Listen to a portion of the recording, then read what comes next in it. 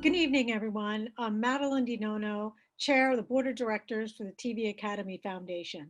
Thank you for joining us for this very important event, The Power of TV, Homelessness and Storytelling, presented by Kia Motors America. You may not know, but this year alone, Kia invested $2 million to charities fighting youth homelessness, including Stand Up for Kids, Covenant House, and Family Promise. All of these organizations were critical to the development of this panel, and we are so grateful. Before we get started, let's take a look at some of the highlights of Kia's accomplishments. Let's roll clip. How do you shelter in place when your home is the sidewalk? Or wash your hands for 20 seconds when there's no soap or running water? Right now, it's even tougher for America's homeless youth. So we're giving another $1 million to help keep them safe. Because we're all in this together, and everyone deserves a fighting chance. Introducing Kia's Accelerate the Good program.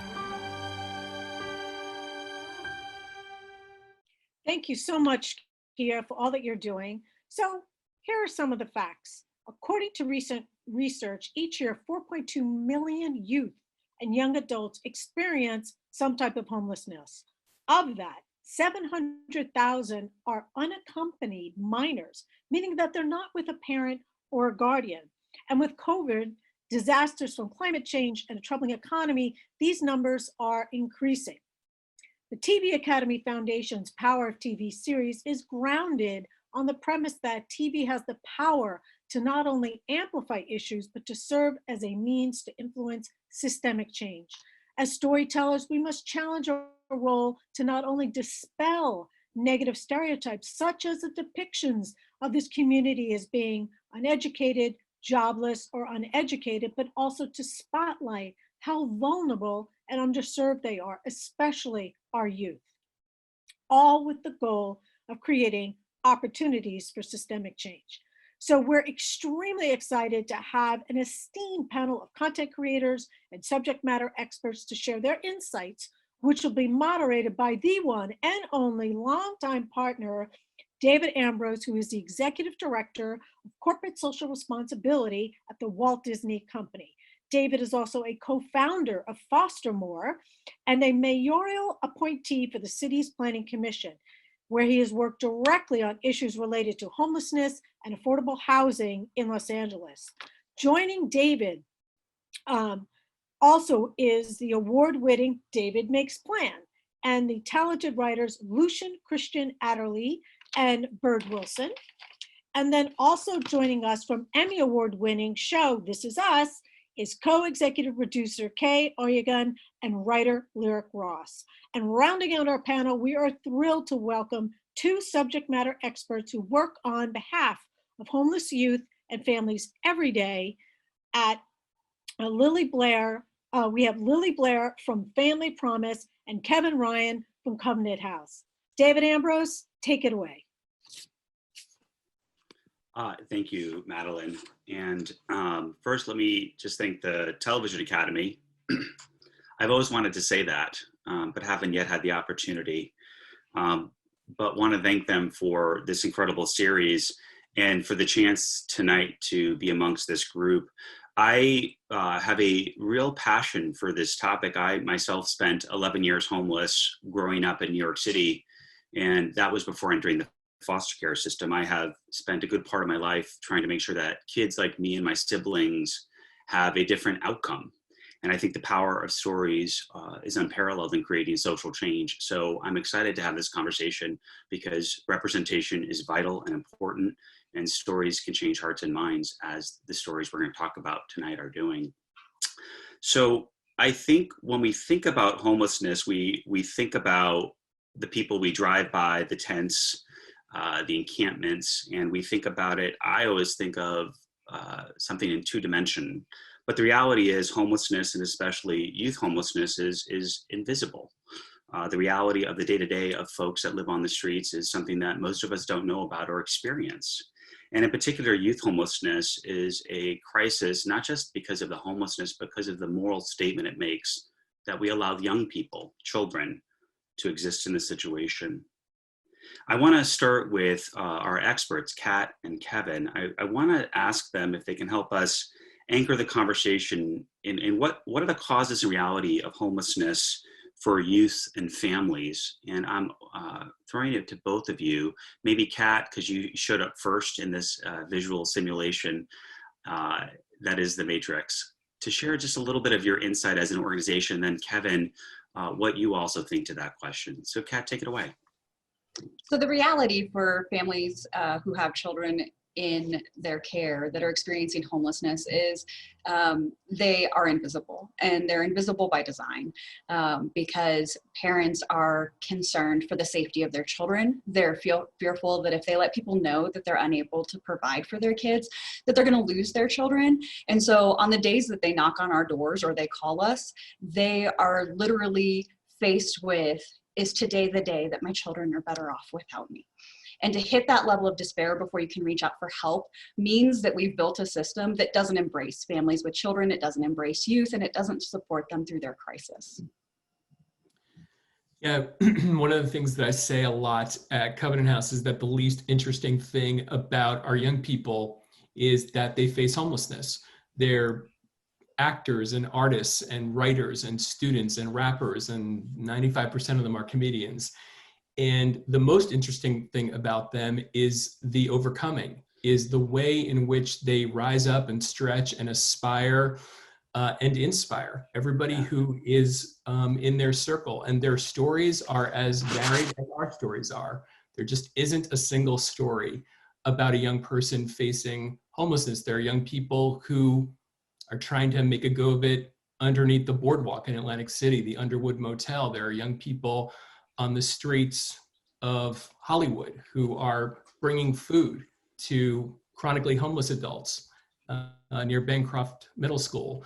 There are young people who are homeless in downtown Atlanta or running subway cars or metro cars all night long. And each of them is many, many different things. And the opportunity, I think, for this session and for television in general is to light up the world with the diversity of their experiences and stories and highlight their extraordinary overcoming.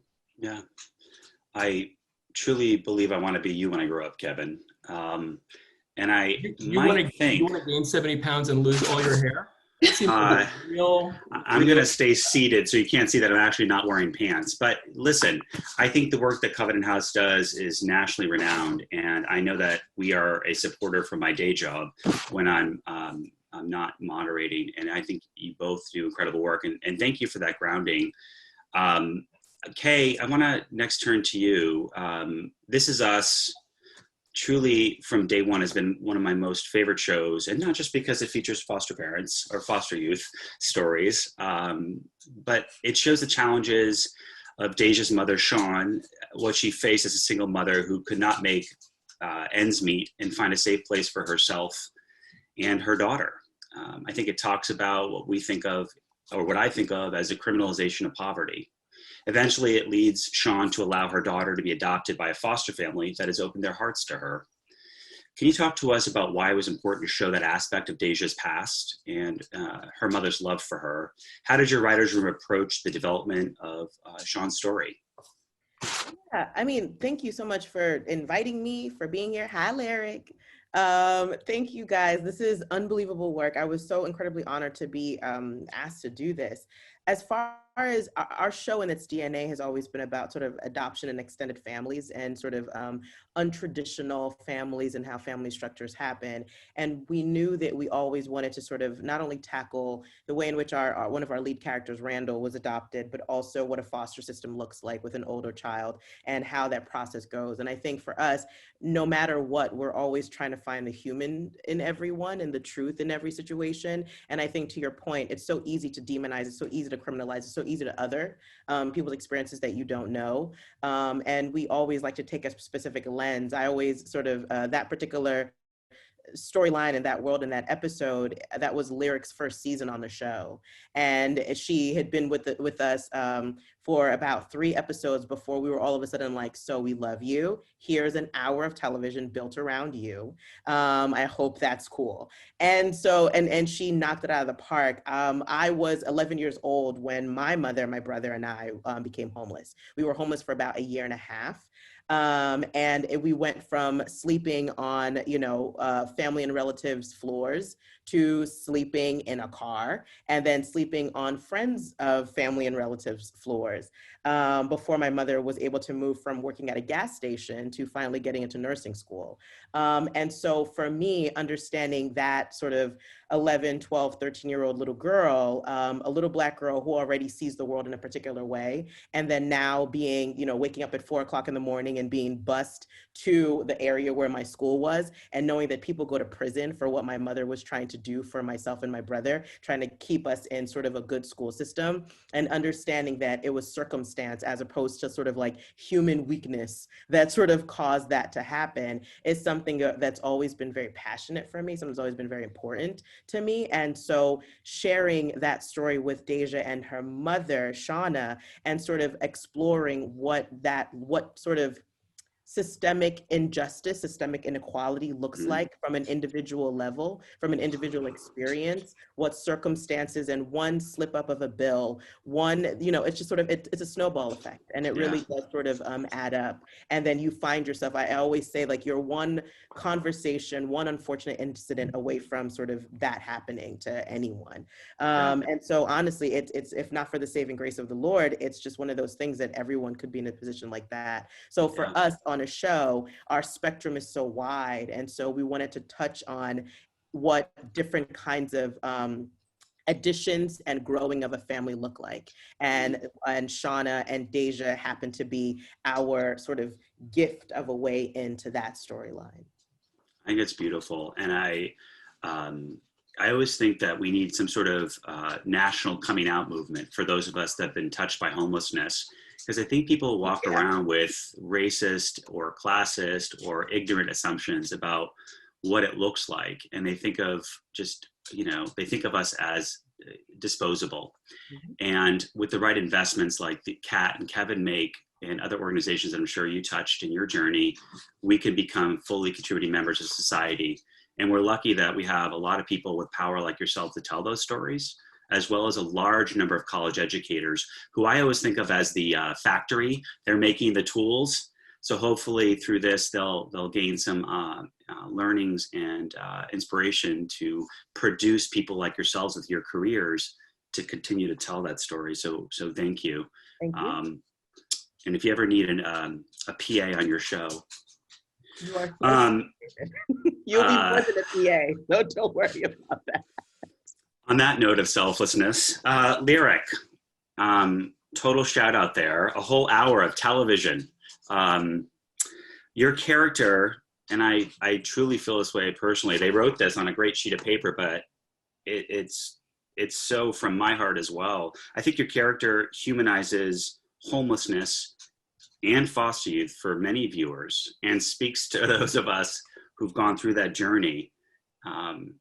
What's it like to play Deja? Does learning about the many young people who experience homelessness make you approach the character differently? And when you play this person, how does it manifest? How does it make you feel? And what has the reaction been to that?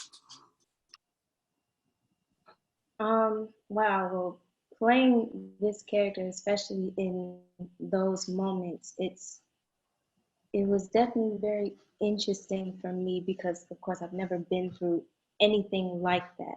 So just knowing the parts of, my character Deja, like she's a strong person. She's a strong person, very smart, and she's very connected to her mother, and her having to be separated from her, that was when her whole world just spiraled. She really didn't know what to do. The big question was why. And so to get back to her mother, that's really all she wanted to do, was just be with her. So even after all of the foster care stories that she's gone through, getting back to her mother was everything to her. So even being through, sleeping in a car with her, she was in this mindset of, we're going to get through this, as long as you got me. So to to play that, to portray all of that, it was definitely a stretch for me because I had to bring out that sense of strength that I knew nothing about. So that was definitely a big stretch for me as an actress. Yeah. Well, I think the Emmy goes to, were I the sole member of the Academy. But thank you. And wherever you drew that from, you hit the oil. So thank you. Kat, I want to kind of come back to you with the two thoughts that we just heard from on the creative side and lived experience, which I did not know, Kay. But Kat, in your work, when you meet families like Sean and Deja and many others, they find themselves on the brink of homelessness. What's going on right now? And I think what I mean by that is we have not just a pandemic, but we have a pandemic disproportionately affecting communities of poverty and color, disproportionately killing African Americans. And not only that, but a devastated economy, which again exacerbates all of the issues already disproportionately impacted by communities of poverty and color. How is it affecting the families besides it is? How have you experienced that, and what insights might you share with the folks watching today? I think that it's really important to note that, you know, the Kia clip hit it on the head. While we're coming out with all of these plans around sheltering in place and social distancing and proper hygiene and making sure you're washing your hands, these plans don't reach out to the people who don't have access to shelter. They don't have access to bathrooms. They don't have access to feminine hygiene products, because without going through a whole lot, we've thankfully seen a swing in the criminalization of homelessness, so that there's a little more awareness around what our youth and what our families are facing. But the pandemic has compounded what it was already a national emergency, because we're seeing higher unemployment rates. We're seeing businesses close. Parents with children don't have reliable access to childcare because COVID is closing down childcares. They don't have reliable access to shelter because while we're creating systems that provide isolation shelter for people experiencing homelessness who may be at risk or are experiencing COVID symptoms, communities are not responding with shelter that is suitable for minor children or families with children. And so there's just nowhere for those families to turn. For instance, in LA County, the last point in time count that they did, there was a 14.9% increase in homelessness. And that's in light of the many initiatives that they're working to really, really address. In those instances, what you see is 8% of the overall population in LA County is Black. 34% of those experiencing homelessness are Black. It's so disproportionate. And that's not unique to LA County. That's happening all over the nation. And it's because we built a system that was ingrained in systemic racism. We built a system that penalized the poor and did not build a system for people to overcome the economic disparity in our country. And so what we need to start focusing on really is affordability. And when we're talking about youth, find a landlord that's gonna rent to an unaccompanied minor under the age of 18. It doesn't exist, which means we have to build systems that embrace our kiddos and bring them in and ask them what happened to you instead of what's wrong with you or what bad choice did you make. You have to focus on the strengths of people and make sure that you're coming at it from a place of grace and compassion. Can I say amen? Is that appropriate? Is this secular? I don't know. You know, when you talk about feminine hygiene products, when I was growing up with my mom and my sister, one thing I always think of is the public doesn't think that homeless people exist from their kind of chin to their knees, that we don't have biological functions. And I remember growing up having to work with my sister to make feminine hygiene products out of publicly available restroom toilet paper and paper towels, and how showering in public bathrooms, and it was normal, but it shouldn't be. And I think you speak so eloquently about the need for dignity, especially amongst young people who have done nothing to be in this situation. So thank you for your work and your comments. I want to turn to David Makes Man, perhaps the best title in television. Right? Did I inspire that?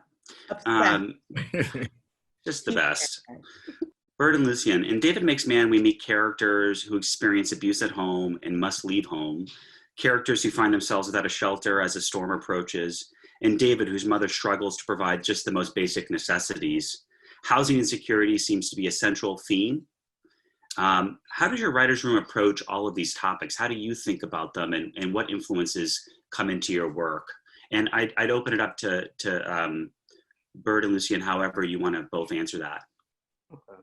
I think we really approached it from a place of understanding that housing insecurity is a reality for many people.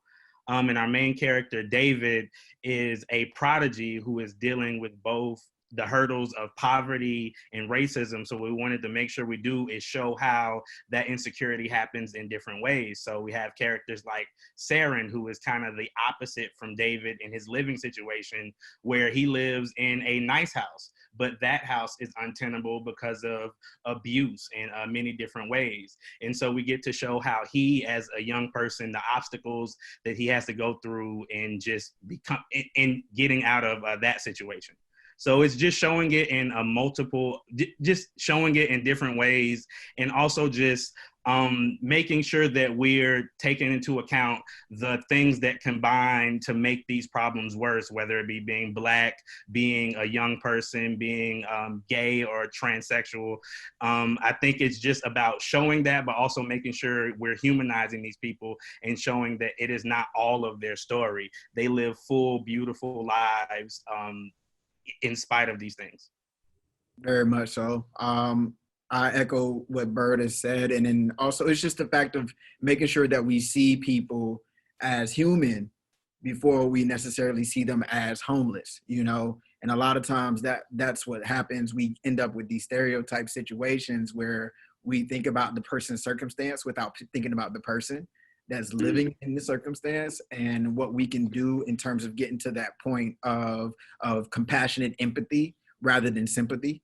And I think that is one of the main things that we tried to make sure that we did in terms of expressing our characters in that writer's room, breaking down like what makes this person, rather than saying, okay, well, what is this person necessarily dealing with from the outside world? Because there is a combination of the two that you want to see on the screen that makes it a full character rather than just a portrayal of something to throw in there because it feels nice.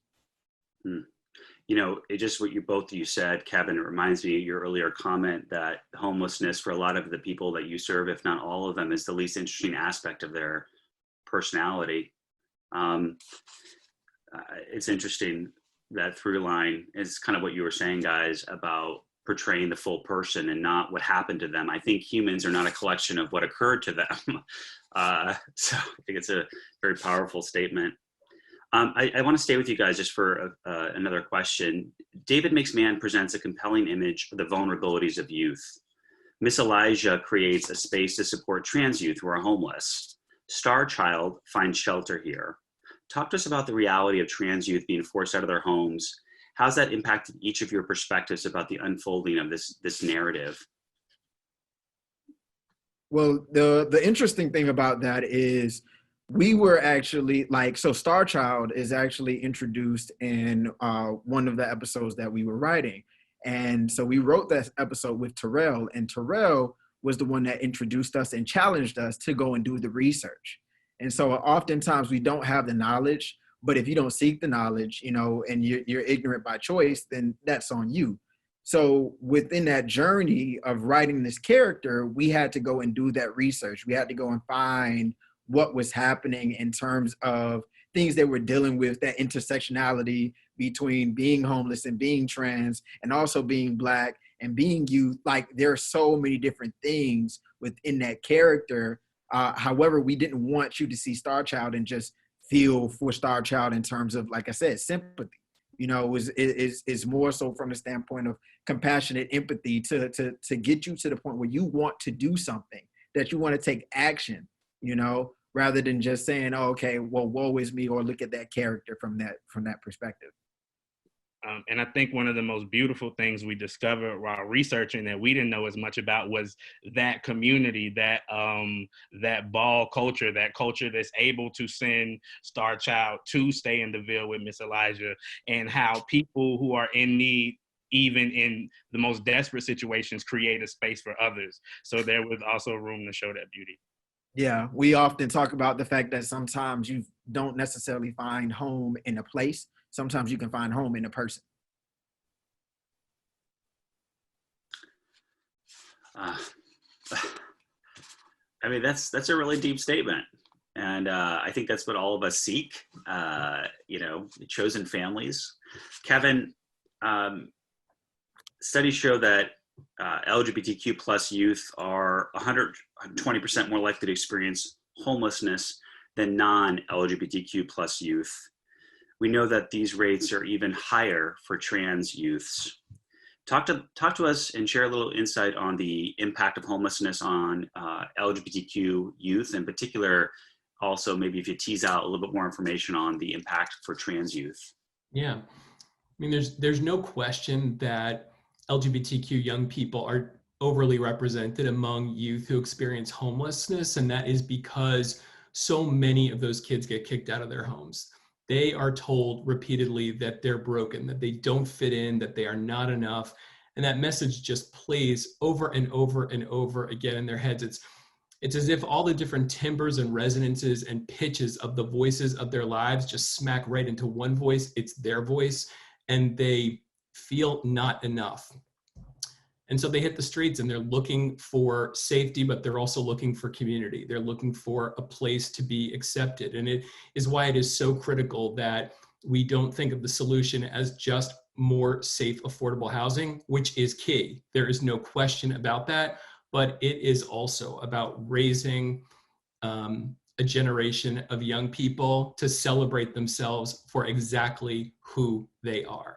And for some young people, that would be language of you're made in the image and likeness of God who loves you. And for other young people, it would be you are who you are on purpose. But the idea is no mistakes here. A lot of young people, and this is especially true for LGBTQ young people, a lot of young people despair, and that homelessness will lead too many young people to attempt or commit suicide, which is why the suicide rates are so much higher among LGBTQ young people than they are among straight young people. And it is just not enough for folks like me who are doing this work to say, hey, the doors are open. It's not enough to have the doors open. We have to create warm, safe spaces that celebrate young people and affirm young people and lift them up in their dignity, which is really essential here.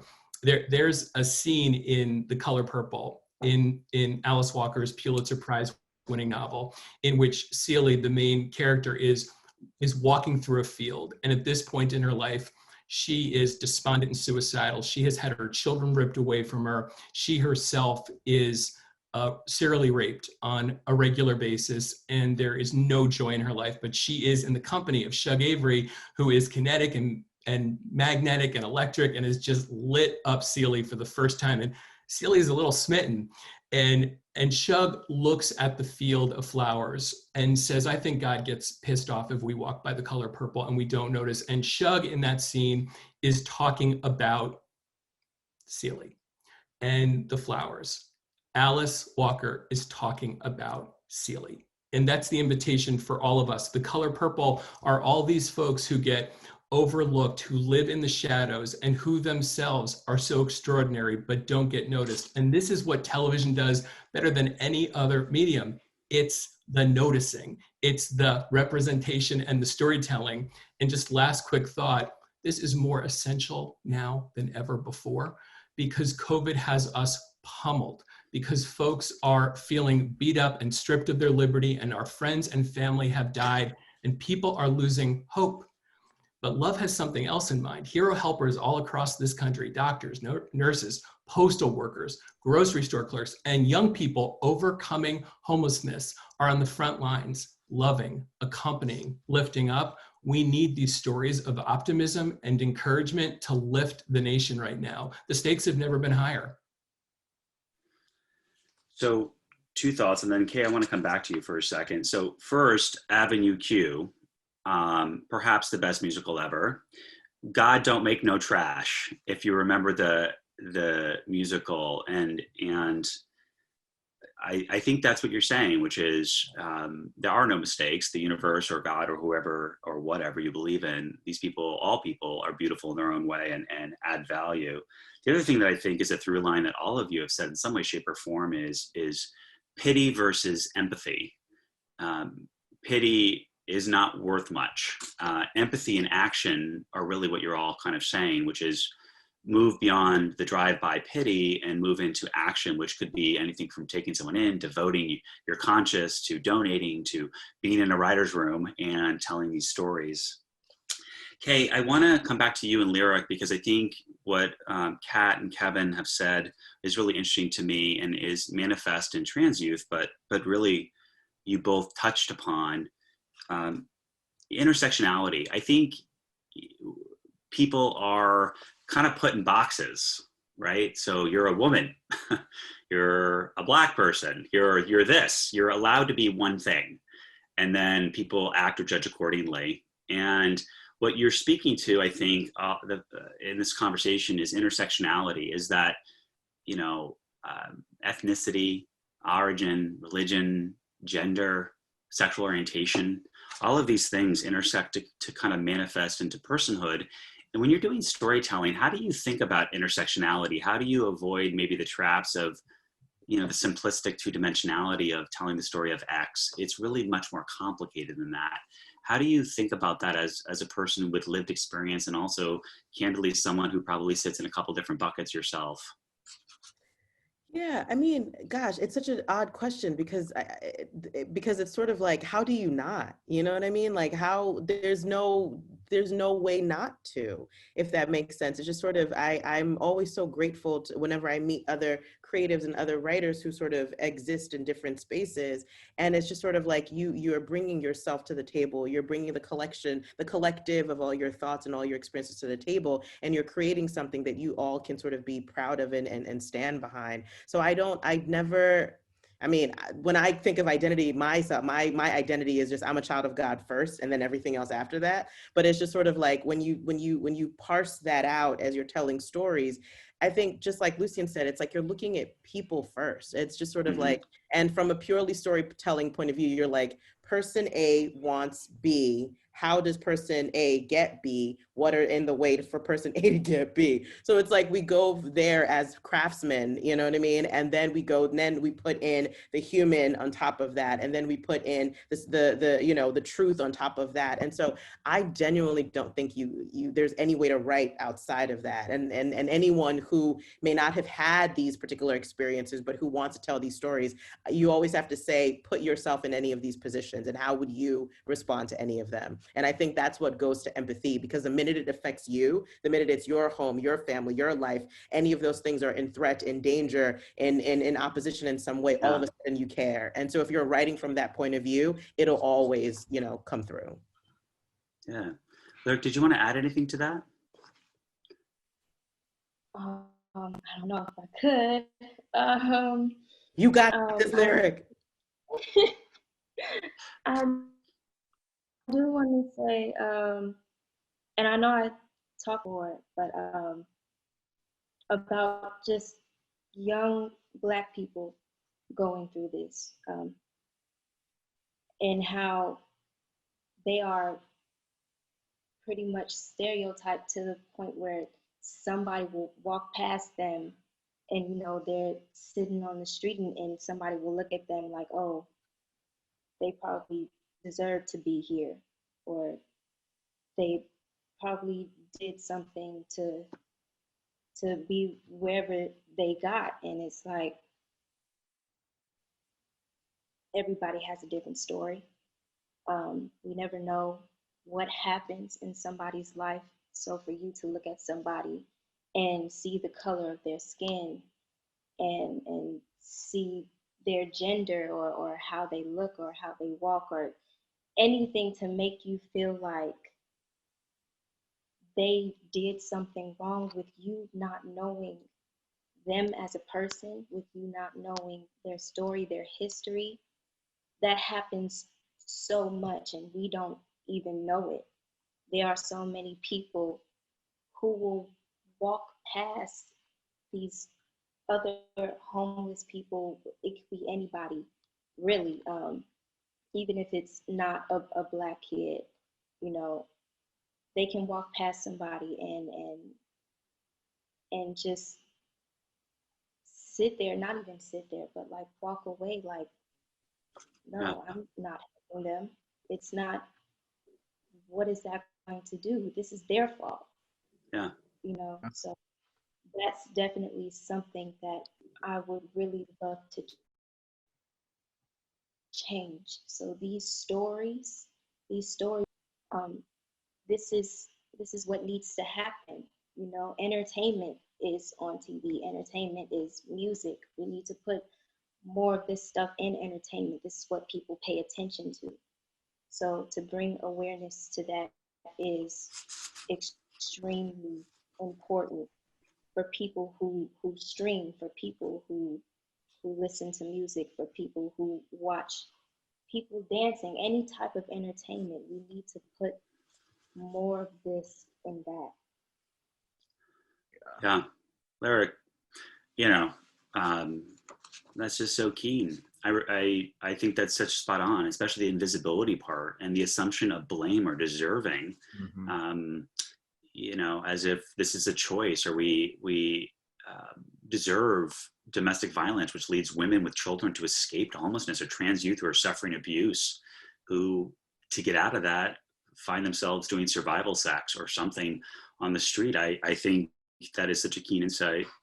I want to, based on that, just Bird and Lucy, come back to you, because I think that touches really kind of a central, or what I would consider a central theme of your show. I mean, the invisibility and the assignment of blame and the intersectionality of a youth facing that. I don't know, what are your thoughts on that? No, I was already ready to piggyback off of what Lyric said, because I think one of the interesting things about this is the fact that oftentimes we write homeless people off to be crazy or lazy, or there's so many different things. And what we will do oftentimes is, in our heads, we'll rid ourselves of guilt by giving a little bit of change.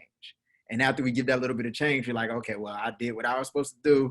I can go on about my day without feeling like I ignored somebody who was in need, without actually really doing the work, or sometimes without actually just talking to someone, right? So sometimes we would volunteer at homeless shelters. Sometimes we would go to these different places. And when you sit down and you actually talk to people who are going through these things, you realize a lot of things that you might not have recognized before. You realize how a system itself can be breaking down these people, and we talk a lot about the fact that, we are displaced people. As Black people, we are displaced, and in David Makes Man, we have so many different people that are going through so many different things, but we always make sure that we come back to the fact that each of these people are human and trying to figure it out. And they are, no matter what their circumstances are, they are trying to figure it out. And they don't want you to focus on what is going on with them in terms of the bad things in their life. They want you to see what they're doing and how they live and enjoy, and the things that they can take and hold on to in the midst of it, in order to try to and live the best life that they can. For sure. I think Lucia made one of the points I was going to make about how we give money to kind of absolve ourselves. I think we do that in a lot of different areas, homelessness as well as poverty, where if I can blame you, if I can think of a reason why you deserve that, I absolve myself from having to care about it, or blaming it on a larger system that I'm a part of. I think oftentimes a lot of people just do that in order to dissolve themselves. Yeah.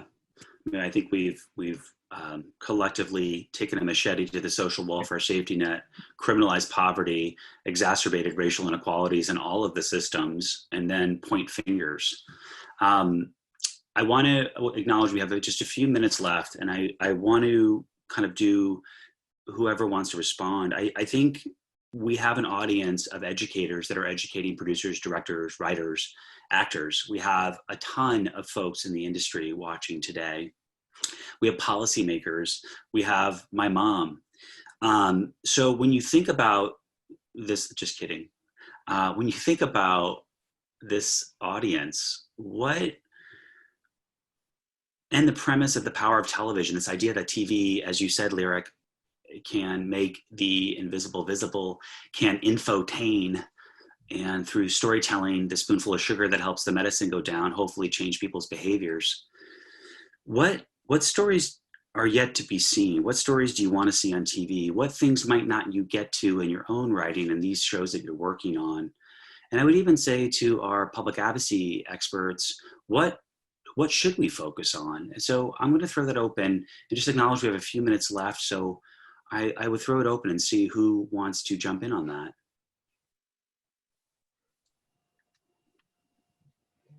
So for me, I think it's important to note that sitting here today, you see my title as CEO. You hear my voice as an advocate. You don't see that 7 years ago tonight, me and my 6 children were in a shelter. We were at the mercy of strangers who took the time to look us in the face and the eyes and say, we see you, we care. You don't see the mom who felt like a failure, who couldn't look in the mirror and see value. And that it took a community coming around me, and it took hearing yes and somebody giving me a chance, and not just seeing a single mom with 6 kids who clearly couldn't get her crap together, to rebuild and give me the opportunity to be who I am today as an advocate, as a provider, as somebody who looks at other moms in the eye on their worst day and says, this isn't your fault and you can rebuild. And I think it's important that we highlight the resiliency of our youth who are going through this. You don't get to hear from my son today, who in that moment was 13 years old, that he felt the need to stand by my side and be an adult and fix me and take care of me while we were going through that. He didn't get to be a 13-year-old who was playing middle school football without a care in the world. You don't get to hear from my 5-year-old at that time that she was embraced by a community and had hundreds of grandparents who took care of her and loved her. That's her memory of homelessness. You don't get to hear from my 13-year-old daughter, who has a beautiful wife today, that as she was going through this system and trying to come out as gay, that she was lost and she was angry. She was angry at me for failing her. She was angry at me for not having the ability in that moment to look at her and say, you get to be who you are and I love you regardless. We have to tell the stories in a way that shows the community and the families and children experiencing this that it's safe to say, I need help. It's safe to reach out and use your voice and say that I can do this. Thank you, Kat. It was very powerful. And we have but a few moments left. Did anyone else want to kind of share some final thoughts on either the question or anything that we haven't gone over? I just want to, Kat, that's amazing. I am really moved by your witness.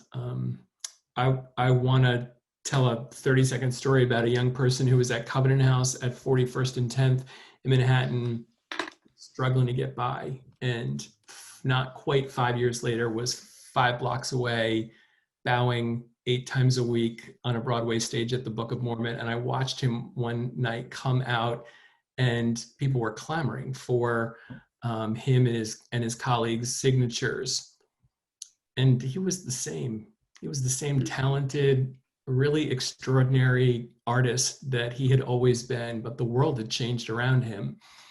And it hit me in a fairly special way that night that Broadway stages and television and movie screens have an extraordinary opportunity to change the way the world thinks about people, and just telling real stories about real folks, none of whom has a single story, will light the world up in a really special way. And you know, the artists who are here with us today are doing that, and we need more of that.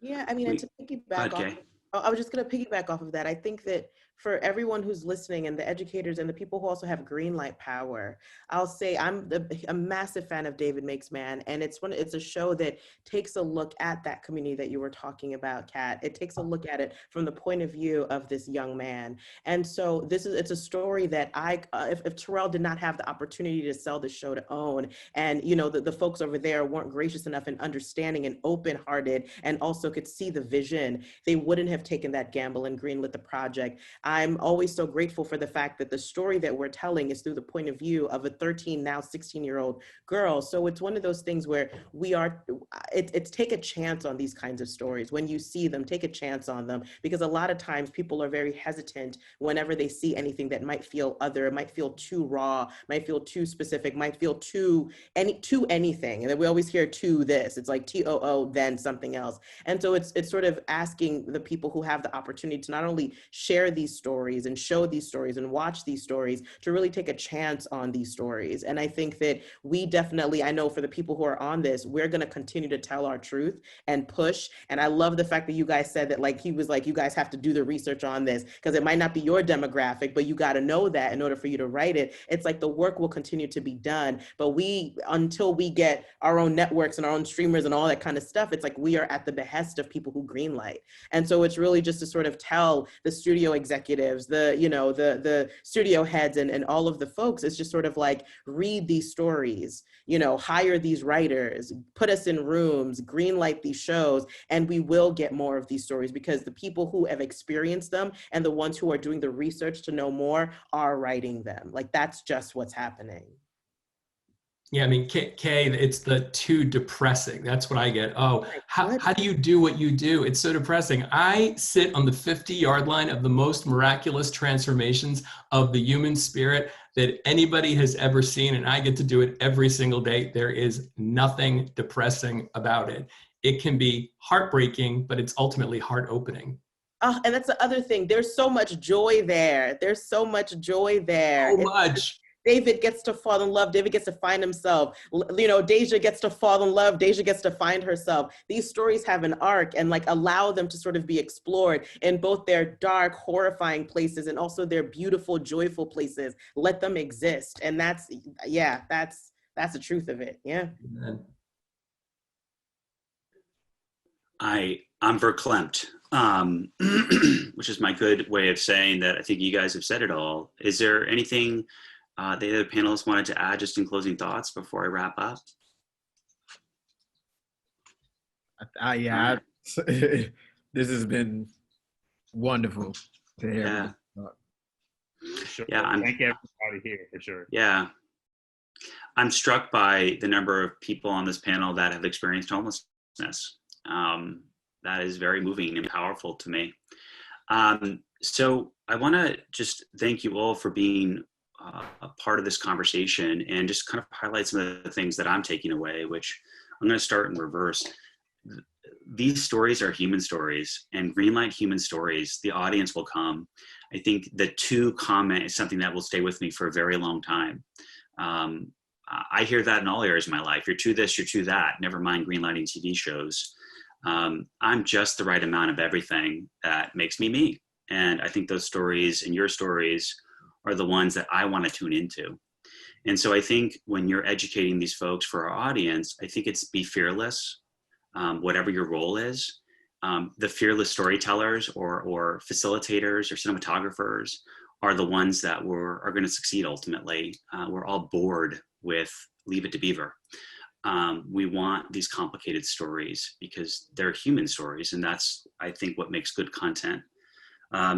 I think the intersectionality lyric that you brought up and others is so powerful to me, and I think it's something that speaks to what we just said, which is there is complexity, and that is beautiful and super interesting, and lots of great stories there. I think the other thing I heard is the criminalization of poverty has led to basically the breakup of our families. And that is a problem that is exacerbated in different communities, in particular communities of color and poverty. I think also the LGBTQ plus is an area that we're just starting to explore beyond the, maybe beyond the headline. And I think the story that David Mixman is telling is helping us do that, but there's so much more that needs to be told. And Kevin, I think you said it best, that sometimes homelessness is really the least interesting aspect of people's lives. And I think, Kay, you said it, it's who you love, how you love, who you create or make part of your family. So I think there's been a lot here that our audience hopefully can take back and advocate or take action on, even better, to move from, Kat, what I think you said, which was to move from pity into action. to not have a pity party. And Lyric, what you said, don't walk past and ignore. So however that manifests in your life. So just let me thank each of you for contributing today. I know this is time out of your calendar, but thank you for the work that each of you do. And just finally want to say, Kay, I will be following you up about that PA position. So DM me. Come on and now. I want to thank everybody and the Television Academy and Madeline and the entire staff there at the foundation for helping facilitate this series. And if you're not familiar with it, you can find it all on their website. We'll also be posting resources and connections to some of the organizations here. And they're not going to ask for a donation, but I will, but for them, but also just learn more and spend some time today or tomorrow or this weekend instead of checking out the Dodgers losing, which I'm going to bet they're going to do. Choke, unfortunately. So on that note of optimism for our hometown team, I want to thank everybody and give you back the rest of your night. So thank you all. I look forward to seeing what comes of this. Be well. Thank you for having us. Bye, everyone.